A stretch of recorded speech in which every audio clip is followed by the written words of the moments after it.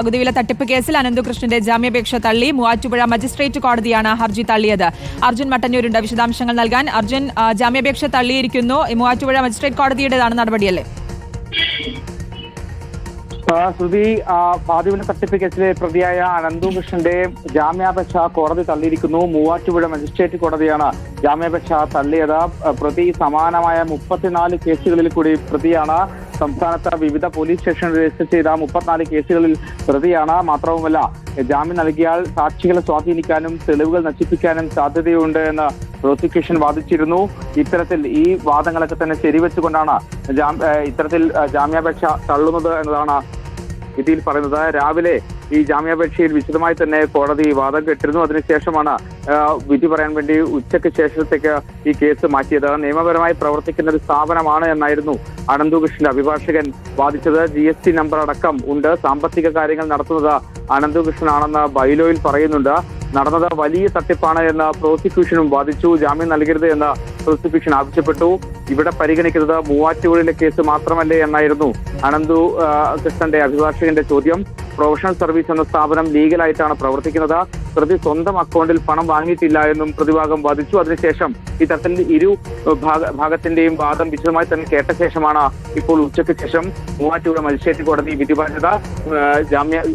അനന്തകൃഷ്ണന് ജാമ്യം നിഷേധിച്ചുകൊണ്ടാണ് മൂവാറ്റുപുഴ മജിസ്ട്രേറ്റ് കോടതിയുടെ വിധി.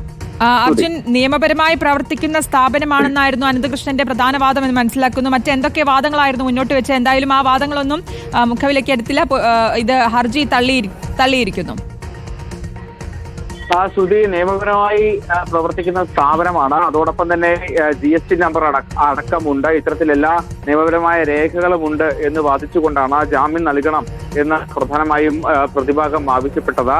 എന്നാൽ ഈ വിധിയിൽ പറയുന്നത് ഇത്തരത്തിൽ പ്രോസിക്യൂഷന്റെ വാദങ്ങൾ അംഗീകരിക്കുന്നു എന്നത് തന്നെയാണ്. അതിൽ ഏറ്റവും ഈ കേസിന് പുറമെ സംസ്ഥാനത്തെ വിവിധ പോലീസ് സ്റ്റേഷനുകളിൽ 34 കൂടി അനന്തകൃഷ്ണൻ പ്രതിയാണ്. മാത്രവുമല്ല, ഇത്തരത്തിൽ അത് വളരെ ഗുരുതരമായ ഒരു കുറ്റകൃത്യത്തിലാണ് ഇപ്പോൾ ഈ അനന്തകൃഷ്ണൻ പ്രതിയായിരിക്കുന്നത് എന്നതും കോടതി ചൂണ്ടിക്കാട്ടി. അതിനൊപ്പം തന്നെ പ്രോസിക്യൂഷന്റെ പ്രധാനപ്പെട്ട വാദം ഈ നിലവിൽ ഉള്ള സാഹചര്യത്തിൽ അനന്തകൃഷ്ണന് ജാമ്യം നൽകിയാൽ അത് നിരവധി സാക്ഷികളുണ്ട്, അവരെ സ്വാധീനിക്കാൻ സാധ്യതയുണ്ട്, പരാതിക്കാരെ സ്വാധീനിക്കാൻ സാധ്യതയുണ്ട്. അതോടൊപ്പം തന്നെ നിർണായകമായ ചില തെളിവുകളുണ്ട്, ആ തെളിവുകൾ നശിപ്പിക്കാൻ സാധ്യതയുണ്ട്. അത് ഈ കേസ് അന്വേഷണത്തിന് ബാധിക്കും. അതോടൊപ്പം തന്നെ സമാനമായ മറ്റ് കേസുകളെയും ബാധിക്കും.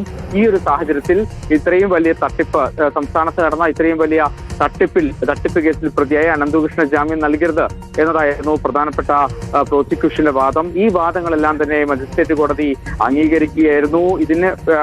ഇതിന്റെ അടിസ്ഥാനത്തിലാണ് ഇപ്പോൾ ജാമ്യാപേക്ഷയിൽ ഇത്തരത്തിൽ ജാമ്യ ഹർജി തള്ളിക്കൊണ്ട് കോടതി ഉത്തരവിട്ടിരിക്കുന്നത്. എന്തായാലും സ്വാഭാവികമായും അനന്തകൃഷ്ണൻ കസ്റ്റഡി കാലാവധി പൂർത്തിയാക്കി. ഇന്നലെയാണ് ഇത്തരത്തിൽ അനന്തകൃഷ്ണനെ റിമാൻഡ് ചെയ്തത്. അതിന് പിന്നാലെയാണ് ഇന്നലെയാണ് ജാമ്യാപേക്ഷ സമർപ്പിച്ചത്. ഇന്നലെ ജാമ്യാപേക്ഷ സമർപ്പിക്കുന്ന വേളയിൽ അനന്തകൃഷ്ണൻ തന്റെ ജീവന് ഭീഷണിയുണ്ട് എന്ന് നേരിട്ട് കോടതിയെ അറിയിച്ചിരുന്നു.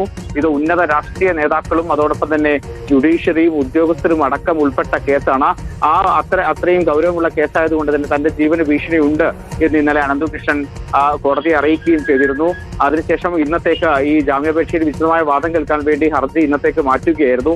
ഇന്ന് ഹർജി പരിഗണിച്ചപ്പോഴാണ് ഇത്തരത്തിൽ നിയമപരമായി പ്രവർത്തിക്കുന്ന സ്ഥാപനമാണ് എന്നത് ഉൾപ്പെടെയുള്ള വാദങ്ങൾ അനന്തുവിന്റെ അഭിഭാഷകൻ ഉന്നയിച്ചത്. അതേസമയം ഗുരുതരമായ കുറ്റമാണെന്നും നിരവധി ആളുകളെ അനന്തകൃഷ്ണൻ അടക്കം തട്ടിപ്പിലൂടെ പറ്റിച്ചിട്ടുണ്ട് എന്നും പ്രോസിക്യൂഷനും വാദിച്ചു. മാത്രവുമല്ല, സംസ്ഥാനത്ത് തന്നെ ഏറ്റവും വലിയ തട്ടിപ്പുകളിൽ ഒന്നാണ് ഇത് എന്നും പ്രോസിക്യൂഷൻ വാദിച്ചു. ഈ ഒരു ഘട്ടത്തിൽ നിരവധി കേസുകളടക്കം ഓരോ ദിവസവും രജിസ്റ്റർ ചെയ്യുന്നുണ്ട്. ഈ ഒരു സാഹചര്യത്തിൽ ഇപ്പോൾ ജാമ്യം നൽകിയാൽ അത് ഈ പരാതിക്കാരെ അതോടൊപ്പം തന്നെ സാക്ഷികളെയൊക്കെ തന്നെ സ്വാധീനിക്കാൻ സാധ്യതയുണ്ട്.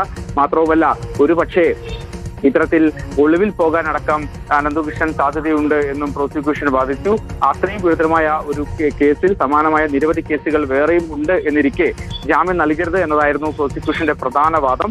ഈ വാദങ്ങളൊക്കെ തന്നെ അംഗീകരിച്ചുകൊണ്ടാണ് ഇപ്പോൾ മൂവാറ്റുപുഴ മജിസ്ട്രേറ്റ് കോടതി അനന്തകൃഷ്ണന് ജാമ്യം നിഷേധിച്ചത്. ശരി, പകുതിവില തട്ടിപ്പ് കേസിൽ അനന്തകൃഷ്ണന്റെ ജാമ്യാപേക്ഷ തള്ളിയിരിക്കുകയാണ് മൂവാറ്റുപുഴ മജിസ്ട്രേറ്റ് കോടതി.